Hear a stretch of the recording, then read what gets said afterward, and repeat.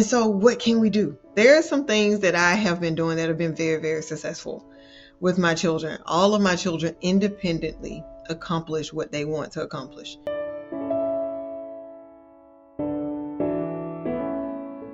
The other day, while waiting for my daughter in her gymnastics practice, another mom walked up to me and said, "Hey, can I talk to you for a second?"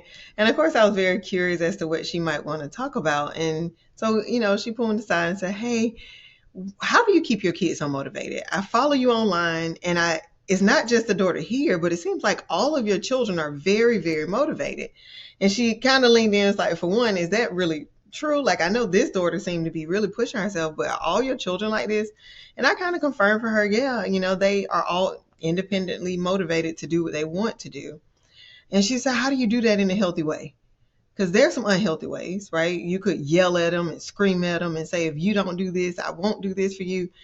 Or you can kind of be more relaxed and don't really push it and just let them do whatever. And they maybe don't develop the skills they need to be motivated, right?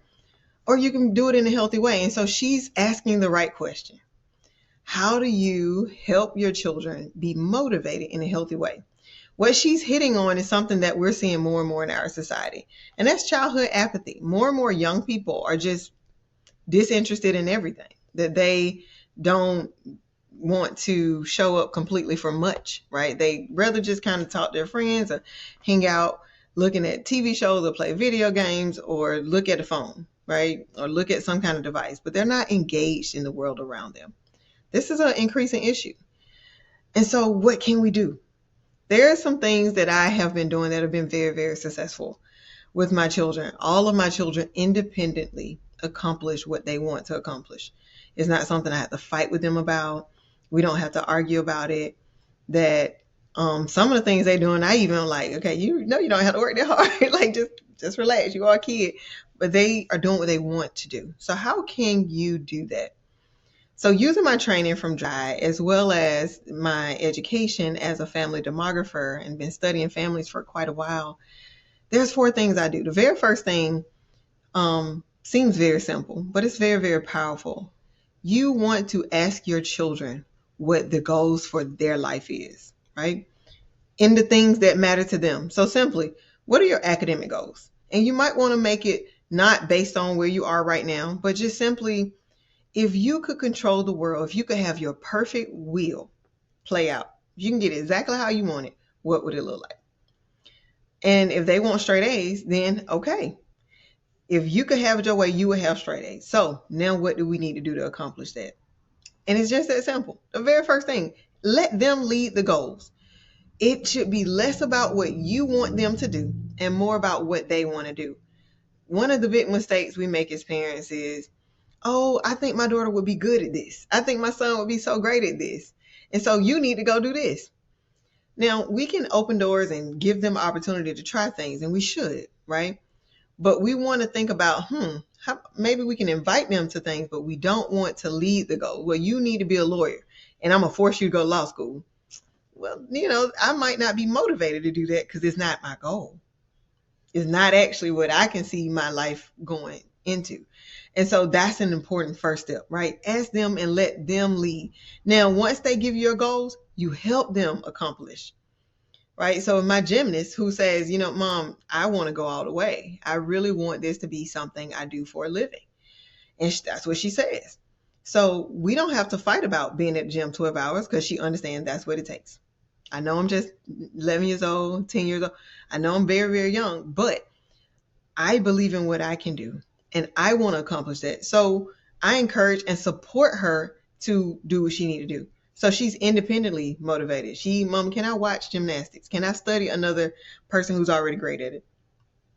So I help her do it instead of tell her what to do, right? So if they want get straight A's, okay. Well, what that means is you might have a little less TV time. You might have to spend a little bit more time doing this, and this is how this will benefit you. So the very first thing is simple. Just ask them and let them guide it. The second thing is avoid making life too comfortable.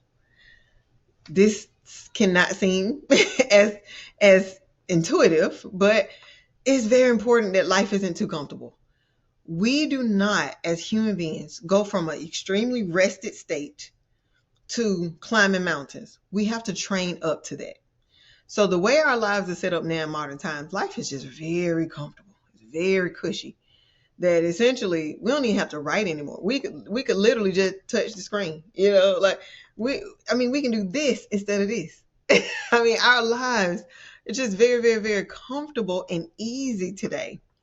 And so as a parent, we sometimes make that worse because we like our children to be comfortable and we don't want them to be too stressed out.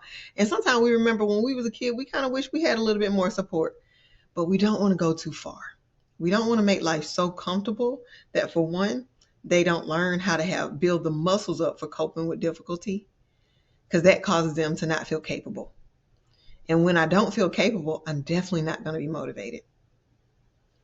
If every time something happens, you jump in and save the day, I'm not going to be motivated to step in and save my own day, to accomplish for my own self. So what this point is about is making sure they develop the skills to actually want to do and accomplish things for themselves. And so if life is too comfortable, if you jump in and, okay, I got it. No, let them struggle sometimes. Let their brain go through the process. Let them be bored. Let them have a chance to work through some things that will change the outcome for them and help them become independently motivated. No one wakes up in the morning and run a marathon. You train, you take the time, right? You train every day. So the first day you train, you don't run the 26 miles, right? First day you might run a mile, and then you run 3 miles, and okay, I can handle 3 miles. Well, let me go to 5. That's how you do it. And that's what we need to do for our children. We make life a little bit less comfortable, that when it's hard, we guide, but we don't jump in and save the day. The third thing is we have to minimize screens. This isn't a for or against statement. This is all screens are bad, all screens are good. No, we have to decrease the amount of time our children are just simply looking at screens. And the reason for this is that it just takes different muscles, different brain skills, body skills for us to look at a flat screen than for us to interact with the world around us. That often makes it hard to reach levels of motivation that we want to have. But the more you are interacting 3D, the more comfortable it is for you to interact in the world. I'm seeing this more and more as a college professor. I'm seeing a lot of my students struggle, is that they can interact like this, but when they have to actually do it in the real world and they got to look me in my face, have a conversation without being able to type and retype, then they struggle. So one thing you want to do is make sure they're not staring at a screen for a ridiculous amount of hours. And that's often what's happening for our children. The last thing is just making sure you demonstrate what you want them to see. Is that so often we're telling our children to do things that we aren't doing, right? Even when I'm cooking a meal, take pride in it. I take pride in it. It's okay, I'm going to add some chia seeds because this gives us this, and I'm going to add some buckwheat flour because this adds, some nutrients, and I'm feeling connected and motivated about most of the things I'm doing. So my children are able to say, my mom take pride in everything she does.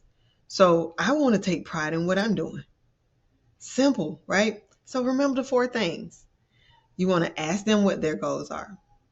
You want to avoid making life too comfortable. Minimize screens, and last but not least, model what you want to see in your own children. There's a saying that necessity is the mother of invention, and the reason why that's said, because it's true. We want to create an opportunity for our children to be motivated, not try to force it. There's so many ways that we as parents can guide them, not force them. And I know these tips are going to help you, and I want you to take the time, think about them, and see how you can implement them in your family. And for more tips like these, please reach out to the Jai Institute for Parenting.